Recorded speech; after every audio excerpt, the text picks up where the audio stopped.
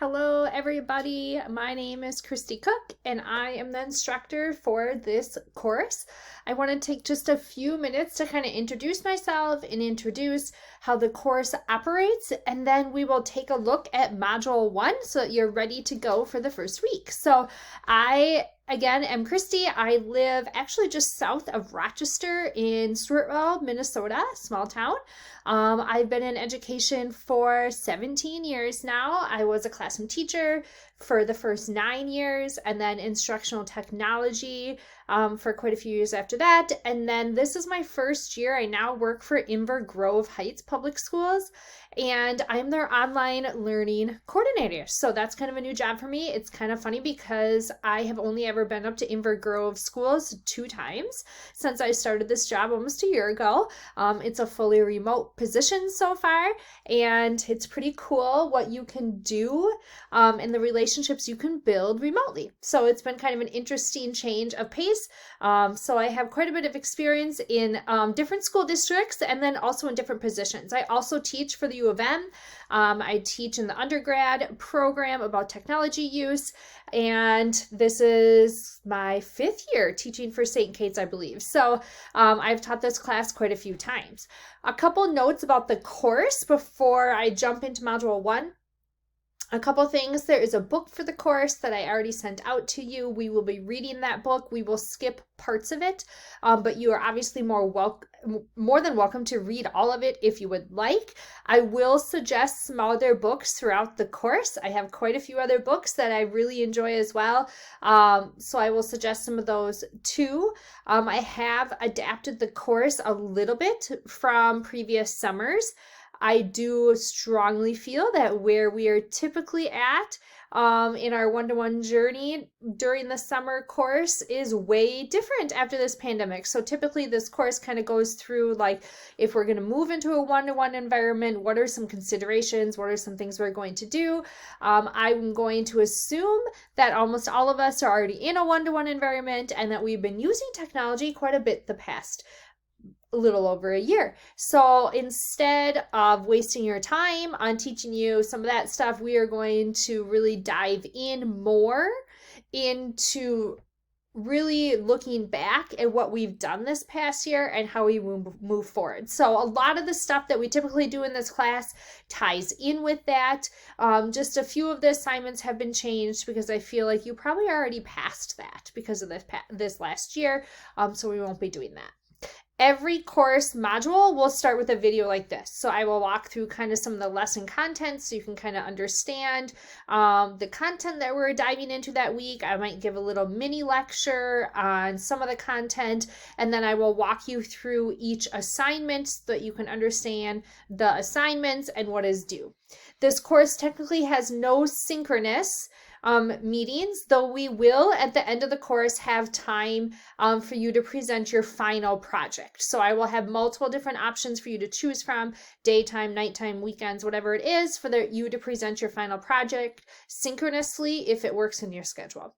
That being said, I will offer office hours throughout the week. So if you just feel confused or you just really would like to talk more about a topic and get my take on something or have a discussion about it, and we can definitely set up a Zoom meeting. So I will put those out each week with some times that I'm available, and you can just sign up and we can have a conversation. We can talk through assignments. I can help you with an assignment. I'm here to support you.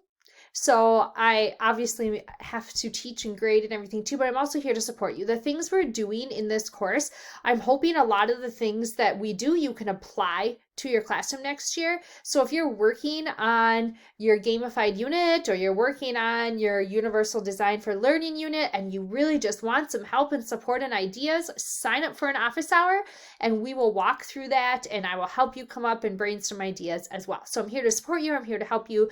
Please don't hesitate to reach out at any time, whether it's through email or signing up for an office hour or whatever it may be. Also, the assignments that we're doing, a lot of them are things that I feel obviously are very important, but everybody teaches at different areas and different subject areas and different grade levels. So if we're doing something and you kind of want to take a little twist on it to make it more applicable to your classroom, please don't hesitate to send me a message and we'll talk through that. I want what we create to be something you can use. So please don't hesitate to ask that. Okay, let's jump into Module 1. I'll show you how the courses are structured and you can kind of see what's due for Module 1. So when you go into the St. Kate's system here in D2L, you're going to see that here's how the modules are set up. The Module 1 reflection, that's just very much a brief statement about Module 1. So in Module 1, Module 1 is changed from what it typically is, because I think in order for us to move forward and in order for us to really figure out how we're going to use technology after what's happened in education the last 14 months, is we need to reflect. So we are going to be doing some reflection on what's happened in our classrooms, and what's good, what's bad, how education has changed this week, so that after that, we can move forward and say, okay, because of what I've learned, this is what I need to do. So reflection, there's just a brief statement. You can look in on that. Then every week you'll see this assignments. It will look like this and it'll be all broken up into the readings. So for this week, you're just going to read chapter 1. The assignments are listed here. The discussion boards are listed underneath that. And then the learning team assignments would be listed on the bottom. There are no learning team assignments this week, but you can check out who is in your learning teams here, but there's no assignments for you guys for this week. So let's walk through the assignments and what you need to do. So the first assignment is, I sent this out. If you didn't fill out this little questionnaire, it's just a quick Google form, please do that. It just gives me an idea who you are and kind of what you teach and where you're at with technology so that I can make sure that course is applicable to everybody. Then starts our reflection of the pandemic. I want you to read, or it's also a podcast so you can listen. I actually prefer, I love this podcast. If you don't know Cult of Pedagogy podcast, this is one I listen to quite frequently when I walk my dogs. So it's a podcast, or you can read the blog post, either one. Jennifer Gonzalez is amazing. Follow Cult of Pedagogy, follow her on Twitter, whatever it is, whatever you use, because she's great. So I want you to read or listen to this podcast or this blog post, No More Easy Button, a suggested approach to post-pandemic teaching, and really take in what she's saying and listen and think about it in context to your classroom. And then there's also one other blog post here, applying progressive teaching practices to the post-pandemic era. So take a look at both of those.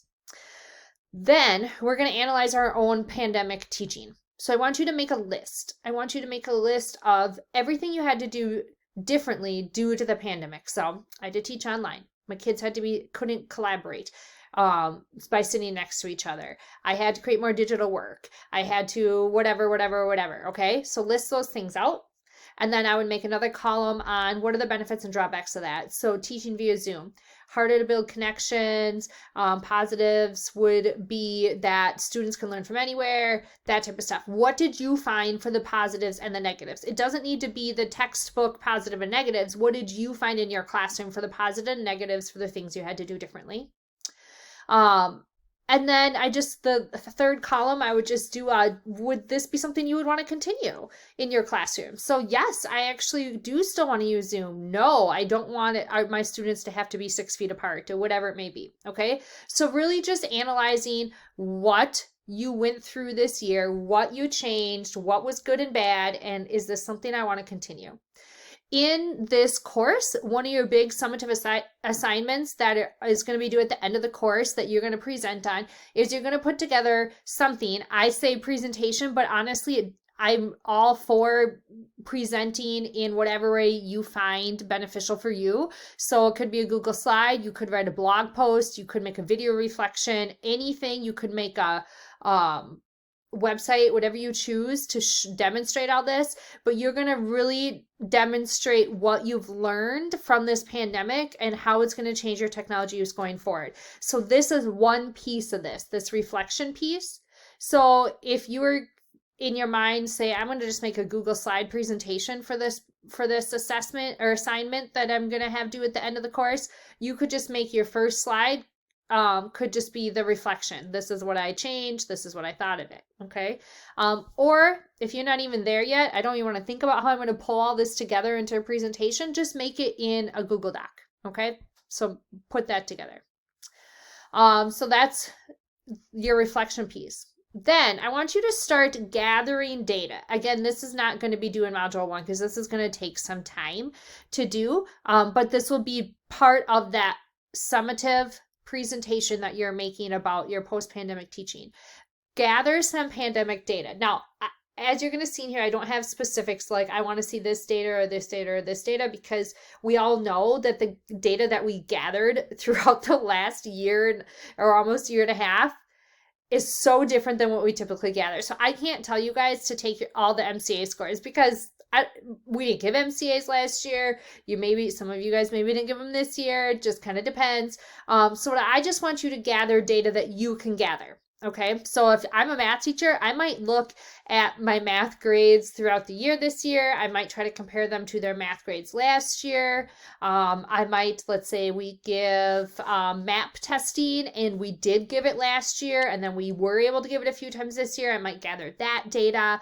I also might just gather some student engagement data. I might look at days absent, whatever I can get my hands on to really analyze my students throughout this pandemic. Now, if you are like a high school teacher and you teach 200 students, just take one section.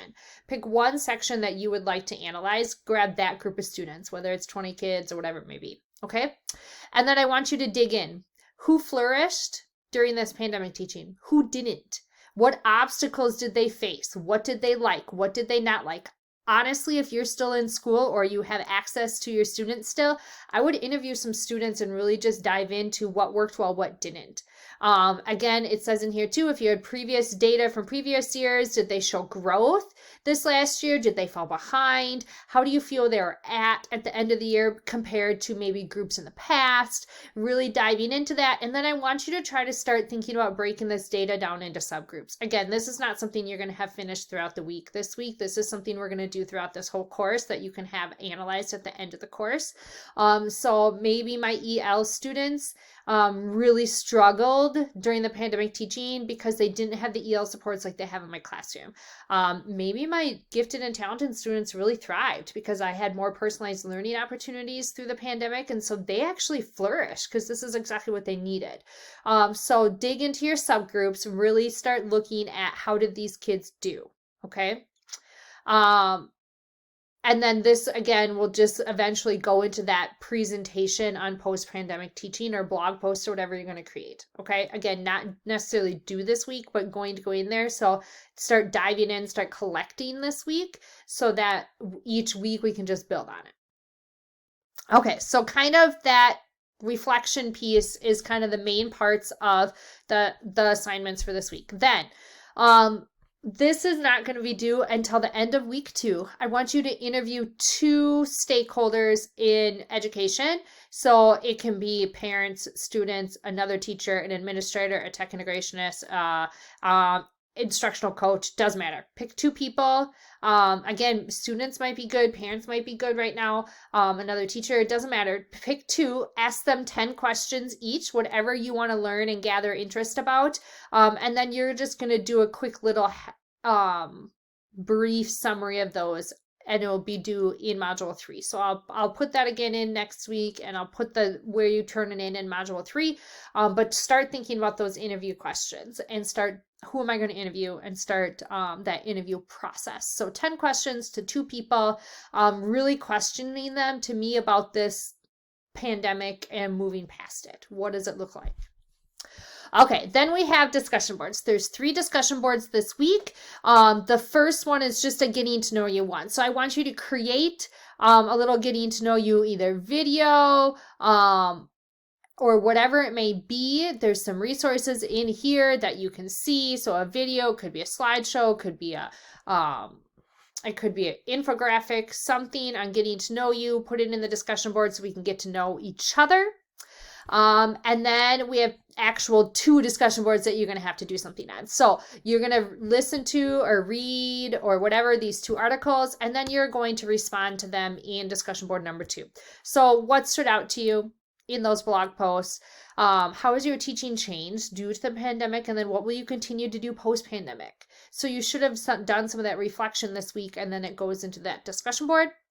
And then discussion board number 3 is the response to the first chapter that we're reading in our book. And basically, all I want to do is, there's a lot of big statements in chapter 1. There's a lot of like major statements that Carl Hooker makes. So what is one big statement that stood out to you and why? So just pick one thing in chapter 1 that you're like, wow, powerful. Put that in the discussion board and why.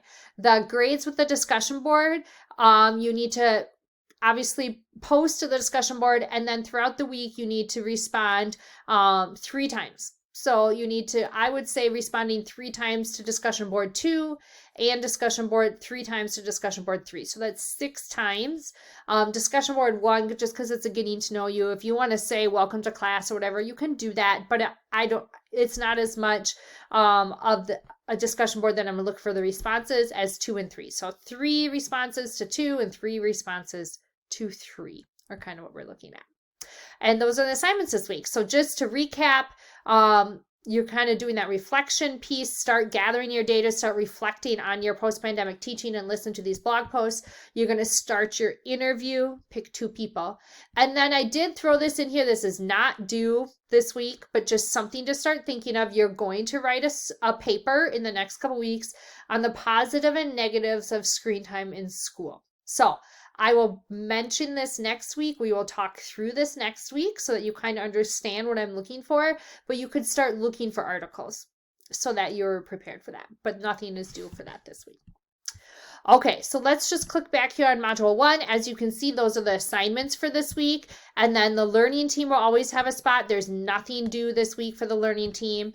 And then you also have the discussions right here. So if you want to just go to discussion boards, you can just click on those right in here as well. So they're in there too. If you want to use the EDUC resources, this is an optional thing. If you're into that, that's there. You can add resources to there. I'm excited to get to know all of you guys throughout this course. I really want to try to build a good, strong community between all of us and just really helping each other grow through this post-pandemic teaching. We know that education is forever changed after this last year. So what do we do?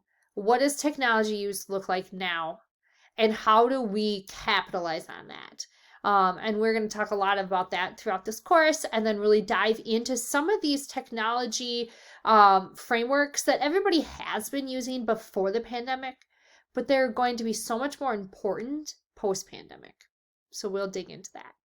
I'm excited to dig into this with you guys. Please reach out if you have any questions. I look forward to getting to know all of you, and have an amazing week.